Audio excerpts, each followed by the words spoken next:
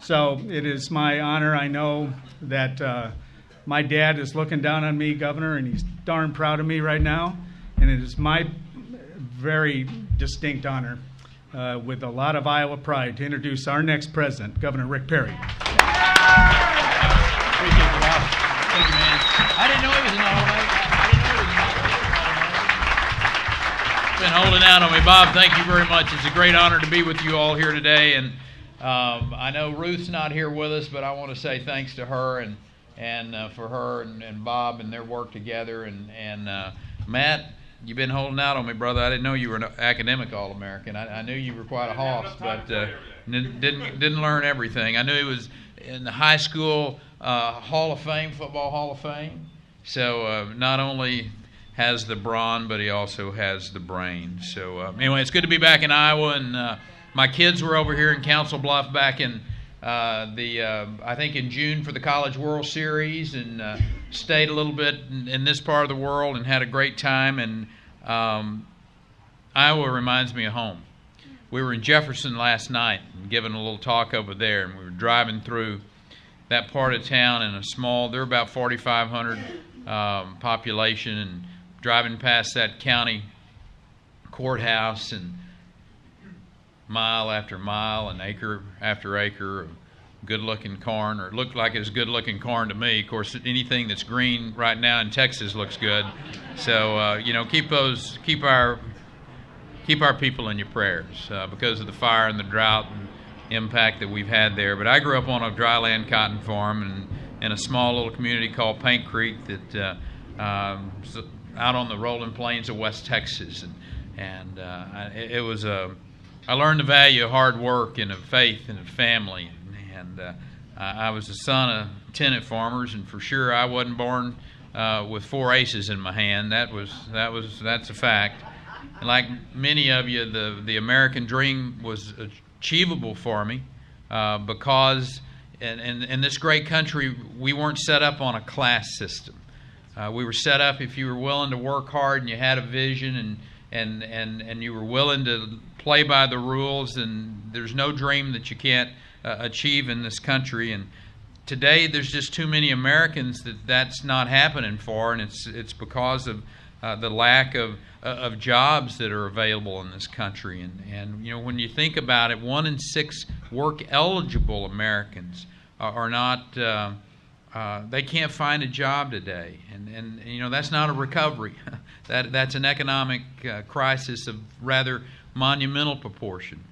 We can't afford 4 more years of these high unemployment rates and this failed stimulus, this record debt, the loss of our credit rating. I happen to think it's time for a change, and I'm not talking about just the rhetoric of change. I'm talking about a record of change. And I'm very proud of the record that we've got over in my home state. And since June of 2009, 40% of all the jobs created in the United States has been in Texas. And I've governed with 4 principles in mind. They've guided me for the last decade. Principle number 1 is don't spend all the money. Have some fiscal restraint in how you govern.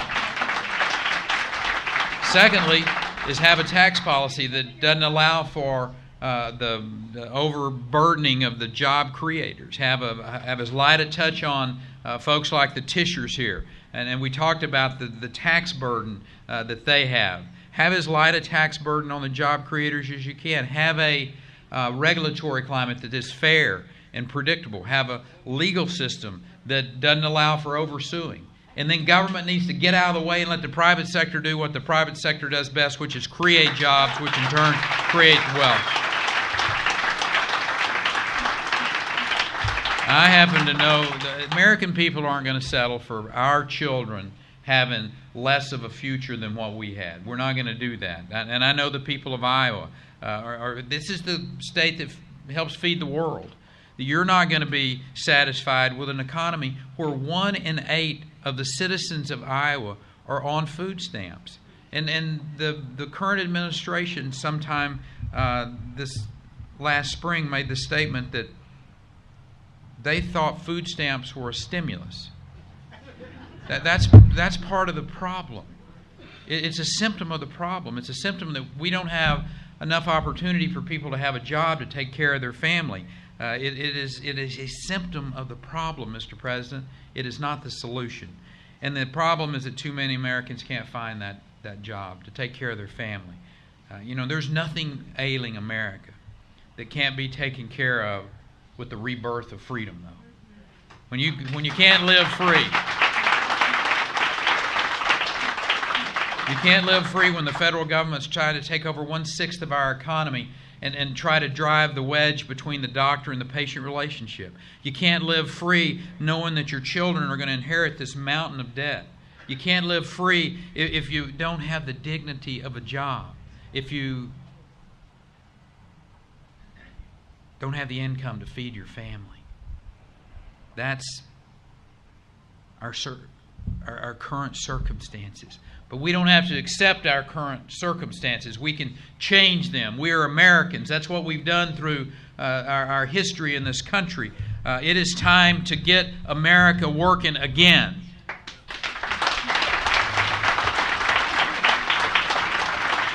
And the differences between myself and President Obama are great. There are very stark differences between the two of us. He has failed to create jobs because he's been relying upon a bigger government, these stimulus payments. I've helped create 1 million jobs in the state of Texas because we trusted the private sector to go and do what they do. We trusted the men and women, small business operators in this state. Give them the environment of which they know that they can risk their capital, and they will go out and create the jobs that in turn create the wealth. This president he's increased our debt by $4 trillion in the 2.5 years that he's been in office. On the other hand, I'm proud to say that I have signed 6 balanced budgets while I've been the governor of Texas, and the only governor since World War II who has cut general revenue spending. He's proposed a government takeover of our health care.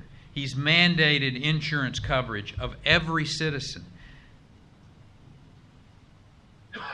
I will walk into the Oval Office my first day as your president, and I will sign an executive order to wipe out as much of Obamacare as I can.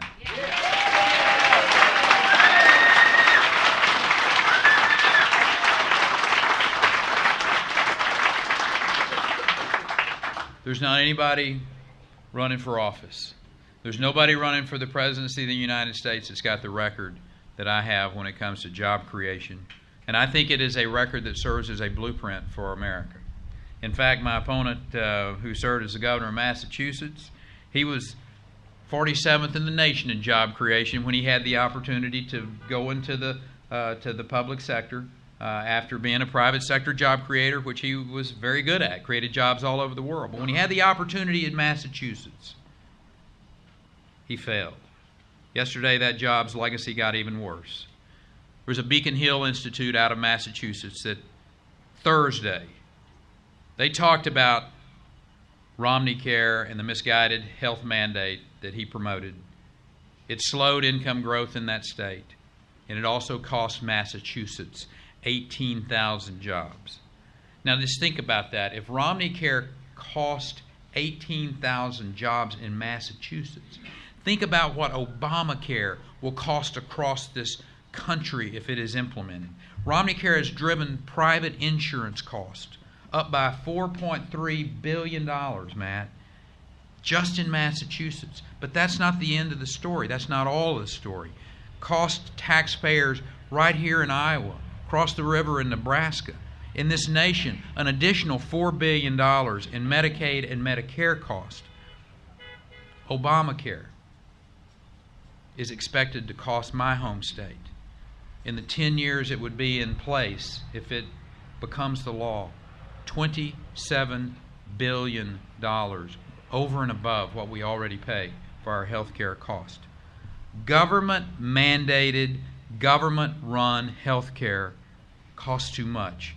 It kills too many good jobs. It gets between you and your doctor. It didn't make any difference whether it was passed in Massachusetts or whether it's passed in Washington, D.C.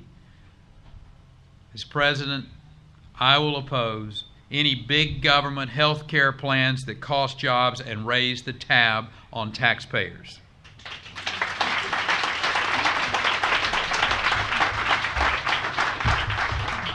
As I wrap up here, I want to share with you one promise that I will make for you. I will get up every day. I will go to the Oval Office. And I will try to make Washington, D.C. as inconsequential in your life as I can. That is my promise.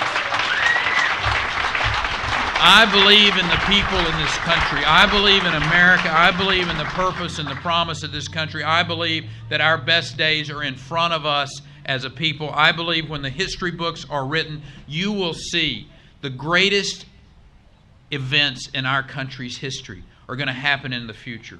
I've got great respect for the small businessmen and women in this country. They're the ones that will create the fire in the American economy again. If they can be freed from overtaxation, overregulation, and with your help and the courage of the American people, we will get our country working again. God bless you, and thank you all for coming out and being with us today.